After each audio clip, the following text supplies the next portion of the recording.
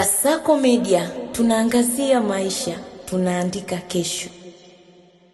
World Cup ambayo sasa imekuwa ikitimua vumbi 2026 kwa timu ya taifa ya Uingereza na story fulani hivi ya kufurahisha. Bwana, timu ya taifa ya Uingereza chini ya kocha wake mkuu Thomas Tuchel wametengeneza story yao tofauti katika World Cup hii ambayo sasa imeendelea kutimua vumbi, na timu ya taifa ya Uingereza imeingia katika hatua ya nusu finali dhidi ya timu ya taifa ya Argentina. Sasa story ipo hivi.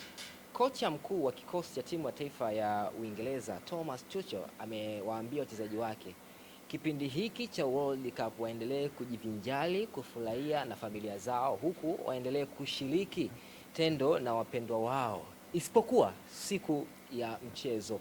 Ikumbukwe Afrika huku tumekuwa na tamaduni kipia karibia michezo wachezaji wanaekwa kambi au waruhusiwi kukutana kimwili na wapendwa wao, lakini Thomas Tuchel yeye amekuwa ni watofauti kidogo na ameonyesha taswira tofauti, na hivi sasa timu yake imefika katika hatua ya nusu finali ya kombe la dunia ambayo sasa imeendelea kutimua vumbi. Sasa yeye ameambia wachezaji wake kwenye kipindi hiki waendelee kujivinjari na wapendwa wao, washiriki tendo na wapendwa wao, ikiwa ni kama sehemu ya mapumziko yao, kwa sababu ikumbuke hivi sasa ligi mbalimbali zimesimama na baadhi ya vilabu ndio vimeanza msimu mpya 2026 2027. Sasa yeye ametoa nafasi ya World Cup hii wachezaji wote wa timu ya taifa ya Uingereza waweze kushiriki matendo na wapendwa wao katika World Cup ambayo inaendelea hivi sasa. Ninapozungumza Judy na baadhi ya wachezaji kina El Kane wapo na wake zao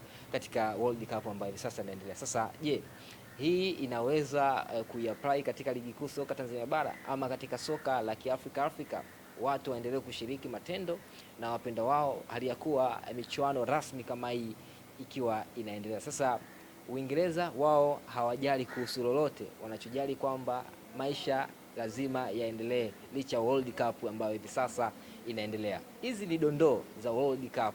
Mimi ni Funga Meza JR.